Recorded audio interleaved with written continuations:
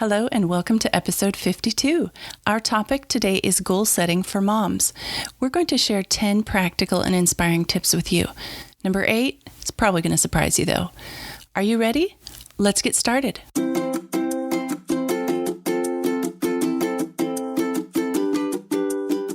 Hello and welcome to Outnumber the Podcast. I'm Bonnie.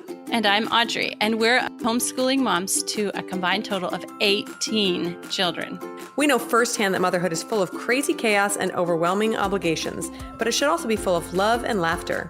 Regardless of where you are on your journey, come join us as we work together to find joy in the chaos of motherhood. Okay, and now we're going to get started on our topic of goal setting for moms, the mom version. This is part 1 of a 2-part series. And next week, we're going to share about helping kids with all the goals that they set. But first, I have a mom hack for you. Bonnie, do you know how to tell if your kid needs protein? Oh, no, I don't. Okay, so one quick and easy way to tell if you've got a kid that is not getting enough protein is if they pick their nose and eat it. So gross. No, I'm talking about a little kid that doesn't, not like an older kid that has a nasty bad habit. And in my opinion, this is like the nastiest bad habit ever.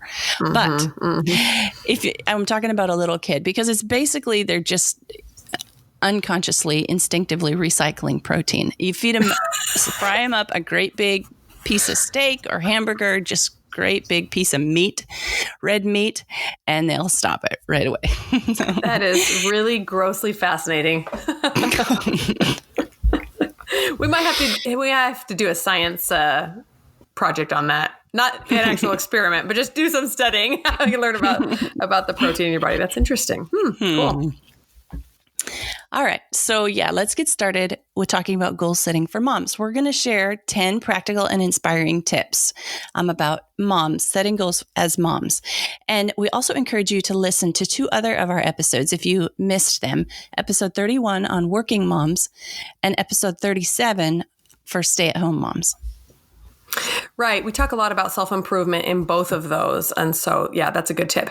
And I wanted to say that, sometimes we get in these phases of life, like the survival times that we have an episode on, where we think we can barely get through the day, let alone take a shower or cook nutritious foods.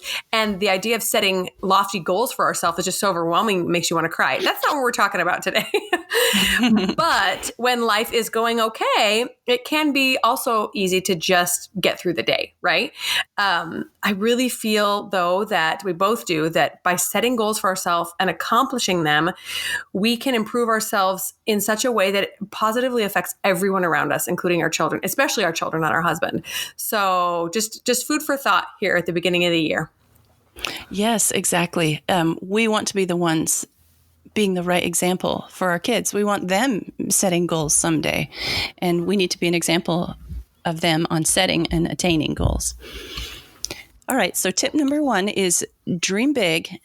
Don't be afraid to set goals because you have kids. It's very easy to say, well, I'm a mom. And actually I have a joke, a standing joke where I say, oh, I've got a list of things I'm going to do when all my kids are grown up. I'm going to learn how to watercolor. I'm going to blah, blah, blah. Well, that is a joke. I do have some goals and I'm not afraid to dream big just because I have kids.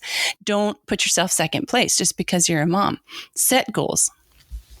Yeah, this is something I tell myself all the time. It's not hard for me to dream big because I'm always going and doing and thinking about what the next fun thing is that I can accomplish or goal that I can reach. But I realize not everyone is like that. Some people would prefer to just be moms and not worry about their own goals and dreams later on. But I would just challenge you to think if you are pushing things off that could be done and improved upon in yourself right now, right? We can often do more than we think we can. And whatever we do to improve ourselves now improves our family as well. So I love setting big goals and dreams and trying to reach them. One example that I wanted to mention really quickly when you said watercoloring is I'd always wanted to paint. And I didn't think I had any artistic ability. But I decided to just take a painting class at my local community. Well, I guess it was the library or something like that. So it was super cheap. It cost some money to buy the supplies, but I had so much fun. And the interesting thing was everybody thought it was really crazy that I was there. And I think I had 6 or 7 kids at the time. Wow, you're here painting and you have all those kids. I'm like, dude, I got to leave the house, you know? And it was so fulfilling for me. Once a week, I would go to this place and with a bunch of other young people and be creative and talk, and we'd listen to music, and I'd walk away with something that, I mean, it was no Picasso, but it was fun. And it was something that I'd never done before. And I really, really felt fulfilled doing that. And I haven't done it since, which is fine, but it really kind of got it out of my system. And I realized I did have a little artistic ability, and it made me feel great. That is so cool. I have a sweet, sweet lady that gives, a couple of my older kids watercolor painting lessons each week. And she keeps bugging me to come over in the evening sometime and paint with her. And I need to do that. I just need to go and do that sometime. Yeah, I think it'd be great. In fact, you could even do it as a date with a kid. I'll take one of you back over there to get some extra practice. We can paint together and, chat about it or whatever. Yeah, that'd be awesome. So my final thought about this is just that sometimes we feel like staying at home makes us kind of irrelevant, right? That we're just moms, but we're amazing people that have all these skills to teach our kids. Why not get more skills to be an even better mom and a better woman, right? Yeah. Yes, exactly. All right. Number 2, this one sounds like it's in direct opposition to number 1, but lower your expectations. Bonnie and I say that all the time, but it's true. If you do not lower your expectations, you're going to be frustrated. The definition of frustration is unmet expectations. Right. Yeah. So you set your expectations too high and you got frustrated because you didn't meet them. Lower your expectations. Yes, have goals, dream big, but on a daily basis, probably lower your expectations. Right, exactly. Take away the time frame, right? Instead of maybe when you were single, you could say, I'm going to learn to paint and I'm going to do it in the next 2 months. Well, maybe as a mom, you say, I'm going to learn to paint, but it might take me a year. That's okay. You still learn to paint, right? And end result is still the same. And that reminds me of what we talked about in last week's episode on balance. We mentioned that our life might look out of whack on a daily basis, but it will all even out on a weekly or monthly basis. Right? Yes. So you might have a day that's totally crazy. You get nothing done for yourself. Forget about reaching goals. You're just wiping butts all day long. But by the end of the week, hopefully you have worked in some me time. By the end of the month, hopefully you've worked on some goals that you have. So to just lower your expectations of how you're going to realize those dreams, right? Keep the dreams there, but don't get so caught up in if the how is not looking the way you expected, and have grace with yourself. Yes, I agree with that. Okay, number 3 is expect interruptions and delays. If you expect them, they won't be so frustrating for you because they're part of your expectations. You are going to get interruptions. You have kids. Hello. They should have called them interruptions, not kids, right? Yes. And what you just said about not setting time deadlines, that one is so huge because that's when stress starts building up in the back of my neck and shoulders is when I've got a time deadline. So if I can have these goals, but no time deadline on them, then that makes it so much easier to deal with the daily interruptions because they're going to be there, and delays also. You might have to be down with sickness with a kid for a week and you don't get anything done. Well, that's okay. You just expected it that week, and then next week you'll be able to start again on getting toward your goal. But if you expect the interruptions, they won't be so frustrating. Yeah, totally. I've heard this concept, the idea of setting goals without time constraints in multiple places recently. And it's a fairly new idea to me. I was always told that you were supposed to set goals with a time constraint, right? Like if you don't have a time frame, then you're never going to get them done. But as a mom, I think that just does not apply. I think that I love that idea of just making progress one step in front of the other. And it does not matter how long it takes you to get there. Right. As long as you're alive, you have another day to work on your goal, right? So exactly. Today, the most important day. the next, number 4, the next tip is to focus on the process, not the goal. And my husband has been saying something to me for a couple months now that's really, really been thought-provoking for me. So he said, if you set goals, you're a loser every single day until you hit the goal. Because you haven't met the goal that day. Mm-hmm. So his point is it's not to not set goals, obviously, but it's to focus on the process. And then if you focus on the process, he says he's a process-oriented guy, and he focuses on the process, and then every day he has success because he has done something on the process toward meeting the goal. And that has been so thought-provoking to me, because oftentimes I have a goal, and at the end of the day, I'll feel like, I just didn't accomplish anything today. Well, if I sat down and listed everything I did accomplish, then I would, it would be a huge list. We're moms, right? We're super women. We do everything every day. So my tip number 4 is just to focus on the process so that every day you can have success.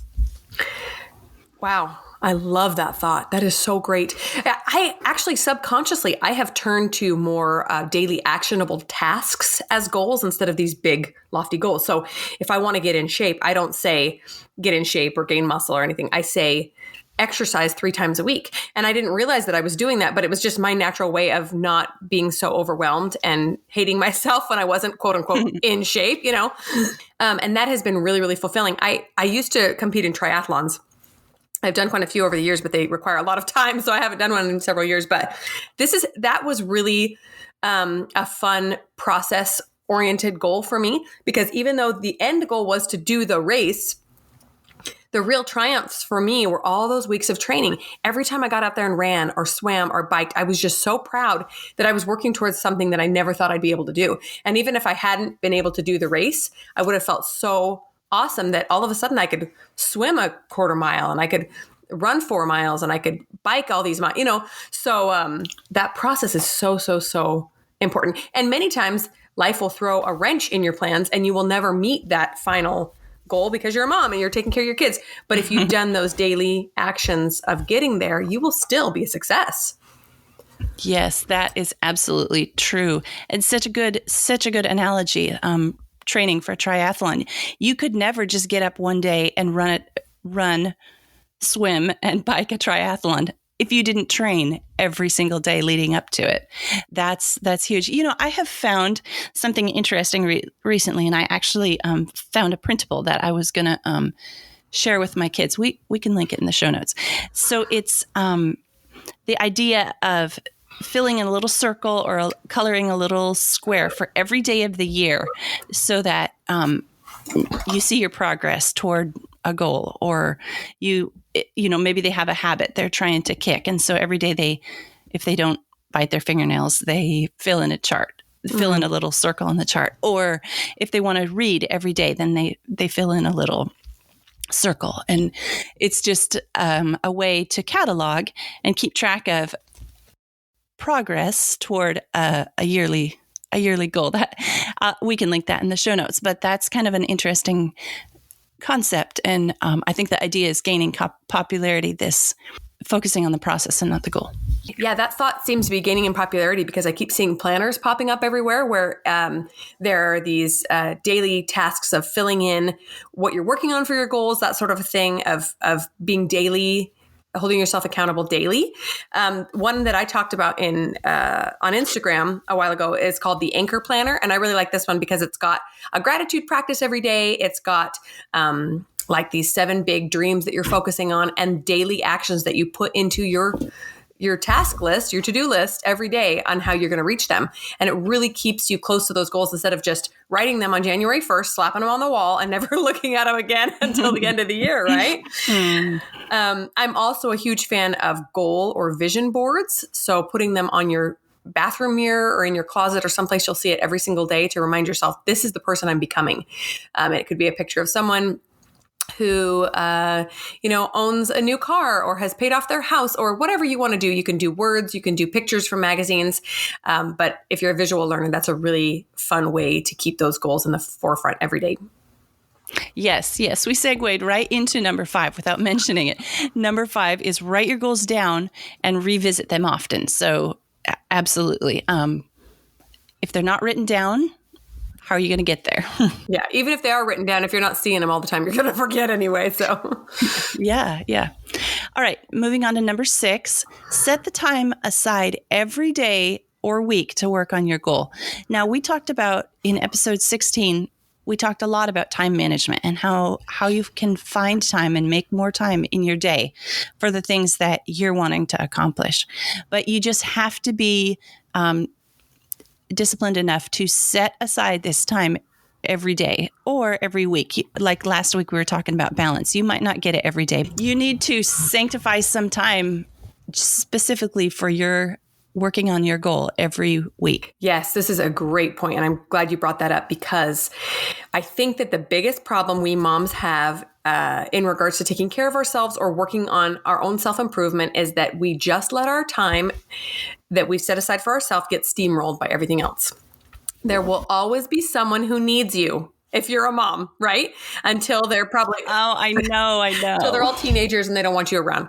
But most of us, that's a ways off. And so if we do not keep that time very sacred and protect it, it will get rolled over. And there is nothing selfish about that. Or rather, I should say, there's nothing wrong with being selfish in that way. There's nothing wrong with being selfish when it comes to self-improvement that will help both you and your family down the road. This is your education as a mom, right? Your self-fulfillment, how you improve yourself as a person right now. If you don't want to stay stagnant and actually, lose the education that you have and the self-improvement you've built so far, you have got to keep that sanity time safe. And you will feel so much better when you take it. But I've seen time and time again, especially young moms that do not carve out time for themselves, they just get burned out and they get depressed and they become miserable and they start resenting their children because they're not taking that time for themselves. Yeah, that is so true. And it's easy to tell ourselves that, they need me more than I need me. I have said that way too many times to myself, but really they need me to need me so that I can be in a better shape when they need me. I know that sounds really confusing, but think about it for a second. All right. Number 7, self-discipline, but with a measure of grace. So this is for yourself. It's talking to you, Mom. Discipline yourself into setting aside that time, like we've been talking about, to work on your goals. Maybe you don't feel like it. Too bad. This is something that you have said that you're going to do, and you're going to do it. So, put on your running shoes. If that's your goal, put on your running shoes and get started, even if you don't feel like it, but with a measure of grace. I mean, there are times when, okay, for example, my daughter and I have a goal to exercise every day in 2020. And the first 2 days of 2020, as you can hear in my voice, we've been down with the flu. But we put on our shoes and we walked, staggering, hanging on to each other. We walked. Good for you. Probably good for us to get some fresh air. And then we came back and we, rewarded ourselves for doing it. So you have to find that. You have to find that perfect place between self-discipline and grace. Yes, we have talked about this tricky balance in the past. So, and again, referring to that idea that we might not be perfect on a daily basis, but we can be on a weekly basis, right? So I like to set a goal of a certain number of hours of working on something, or miles walked or ran or whatever. And it might take me a week to accomplish that, or maybe even several weeks, but I will get it done. And to also, when it comes to the grace factor, be conscious of those external factors that are going to play in, right? So when you're making a goal, let's say like we talk about my running goal I had in October, right? Be conscious of the fact that there's a holiday there, right? Or that, once you start heading into the fall, it becomes sick season. So it's possible that somebody's going to come down with something. Be aware that you might... 60s in Arizona. It's a little colder than that other places. It's true, but we still get sick at the same. It makes no sense, but we still get the same sicknesses. Or sleep regression in a baby, or any number of things that could throw a wrench in the works. But don't let it completely derail your plans. Right? Just sit with yourself, be honest with yourself, and say, do I need a break today? Is reaching for my goal today going to make me a better person, or going to make things worse? It's possible to make things worse if you're already overtired, exhausted, and stressed out, right? Or do you just need to push yourself a little bit more to hit that goal because it's going to make you a better person? And only you can say that in each scenario, right? Right. Yeah, you have to decide that for yourself. Okay, so this does lead us into number 8, which is if it's not working, try something new. You have to be wise enough to recognize when something's not working, when it's wise to pivot, and when you should stick it out. Like, you can't just say, I ran so hard yesterday, I'm too tired to run today. That's not being wise and deciding it's time to pivot. That's just, being lazy.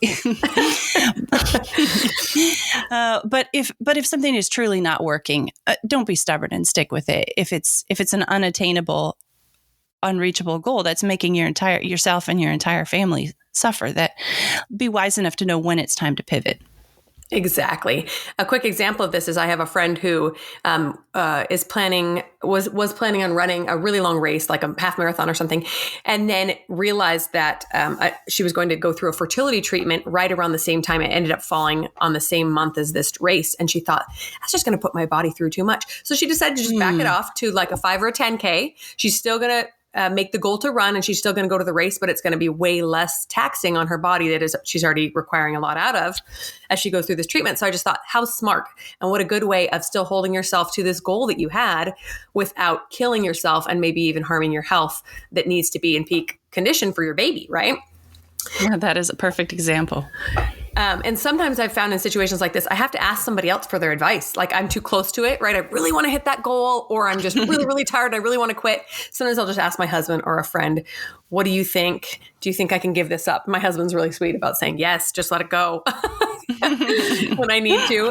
But sometimes your gut will just tell you it's time to quit, or it's time to push through. Yes, that my husband's really good about that too.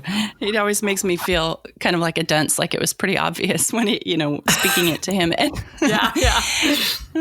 And that is number 9: is speak and share your goals into the world, with a friend, with a spouse, with an accountability partner. So talk about them with somebody else, and if you need somebody else to help you attain that. It's like we were talking about our episode on fitness for every mom, that you need to have somebody who will help you attain that goal of fitness. Surround yourself with positive influences. So you can find somebody who will sit on the couch and watch Netflix with you if you want, or you can find somebody who will go on a date to Cinnabon with you if you want, or you can find yourself an accountability partner who will go for a walk with you, or do whatever form of exercise you need with you. So surround yourself with positive influences. And along the same note, follow goal setters and achievers. Like, you kind of, the saying, you are what you eat. Well, you kind of are what you consume, like on social media too. If you follow moms who are really negative on social media about their kids, you might kind of turn a little negative about your kids too. Have you noticed that, Bonnie? Yes, absolutely. And I will say that in the age of social media, this is one, I know there's good and evil in regards to social media, but this is one huge pro for social media. I've started following people on Instagram that inspire me daily. I see their posts and I just think, she is going for it. I can go for it. But my only word of warning is follow people who are doing attainable things. So, the difference is you might not want to just follow supermodels that, you can never attain their level of fitness, or rather you can never look how they look. You know what I'm saying? Follow people who are building businesses or being creative, or maybe your dream is to just build your family, and you're following other amazing moms who are being intentional mothers, and you want to be just like them. I just think that social media can be so inspiring and uplifting if we are really picky about who we follow and what words and messages we allow into our minds. So that's just my little word of warning there.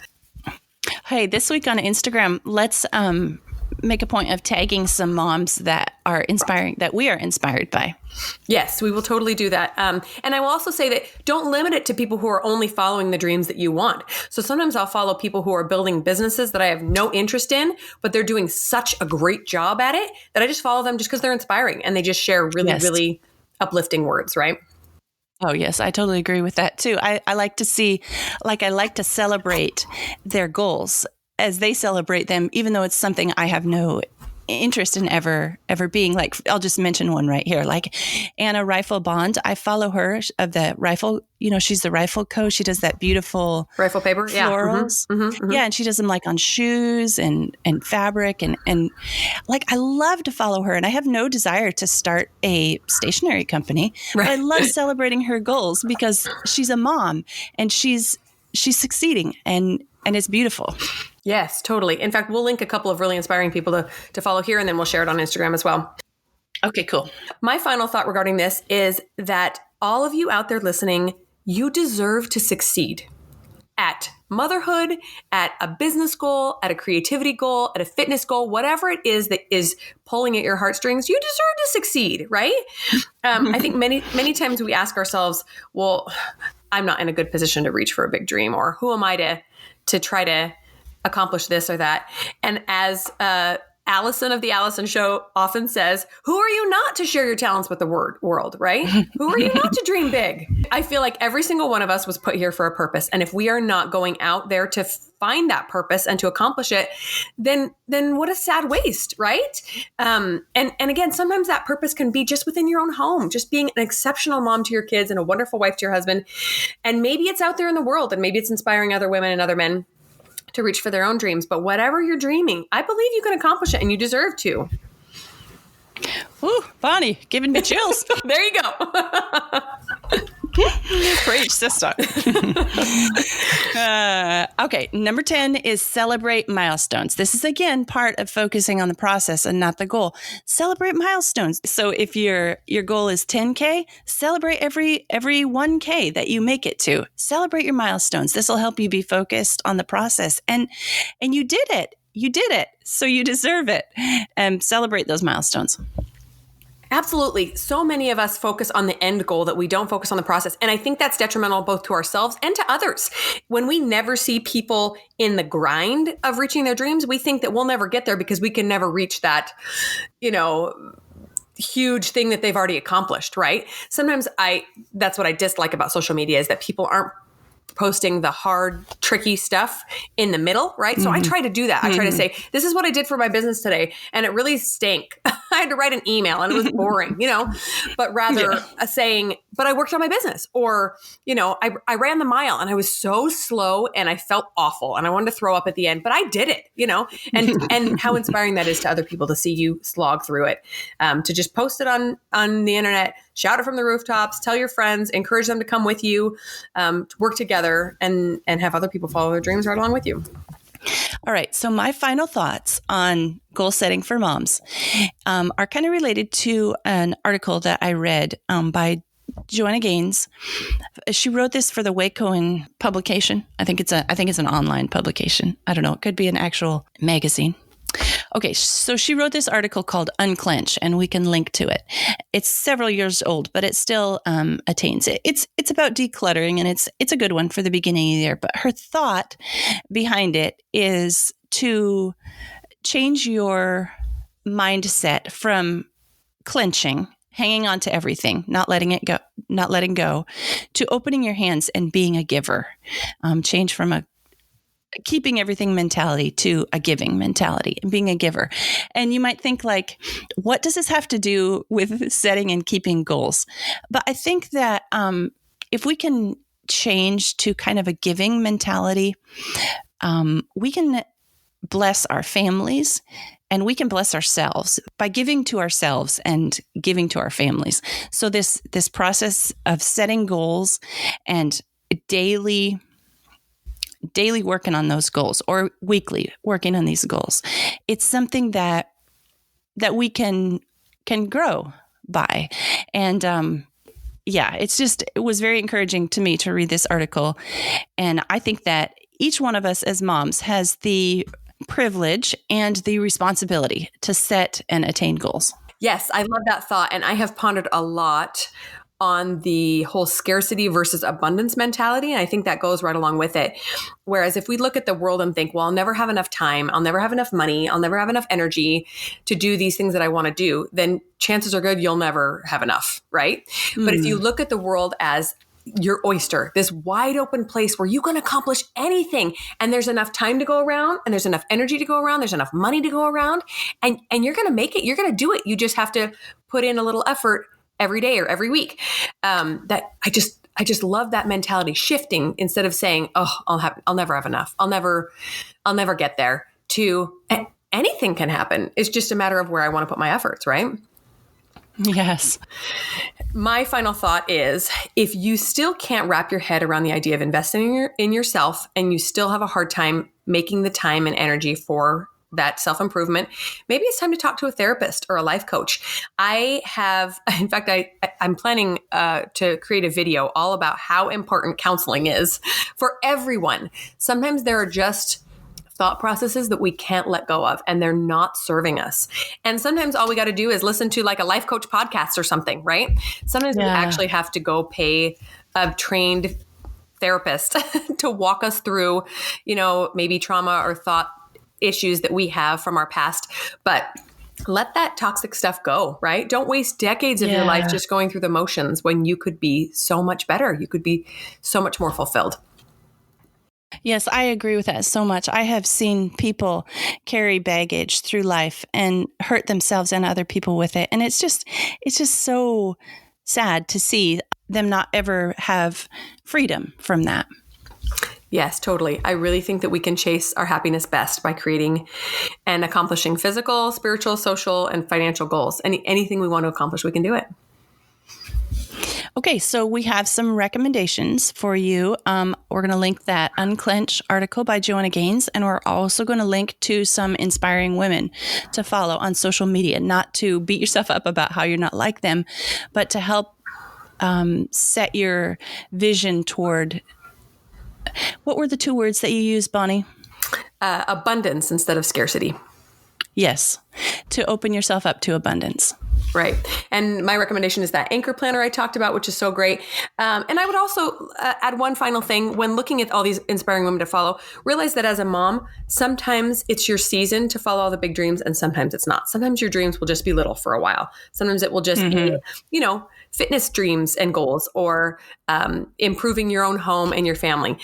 So if it comes to, you really have a dream to do something outside of your home, just really listen to that mom intuition. Is it the right time for you and your kids? And it might be, and it might not be, because both Audrey and I have felt that as well, that it's not quite time to follow that, or it is time to follow that. So, times and seasons for all things, but you can do it. Thanks so much for tuning in. If you've enjoyed this episode, we'd be so grateful if you'd leave us a written review on iTunes. If you have any questions or ideas for future episodes, you can reach us at outnumberthepodcast@gmail.com, and find us on Instagram at outnumberthepodcast. See you next week.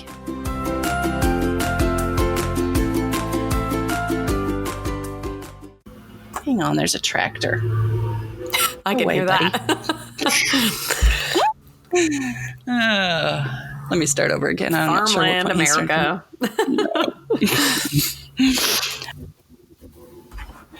Dude, another tractor went by, and that one had a dead cow on it. What is happening in your neck of the woods? You should chase him down, ask him if he's selling any beef. A dead cow. That's awesome. That needs to be an outtake. It was this cow that when we go for a walk, we always go past this cow, and it was this really pretty cow with this gorgeous hide, and he had these long horns. It was a Texas Longhorn or something. And now he's dead. Sorry, that threw me for a loop there. Wah, wah. Yeah, I believe it would. Oh God, I gotta pull myself together. You gotta put the dead cow in the outtake. That's funny. Oh my goodness. Okay.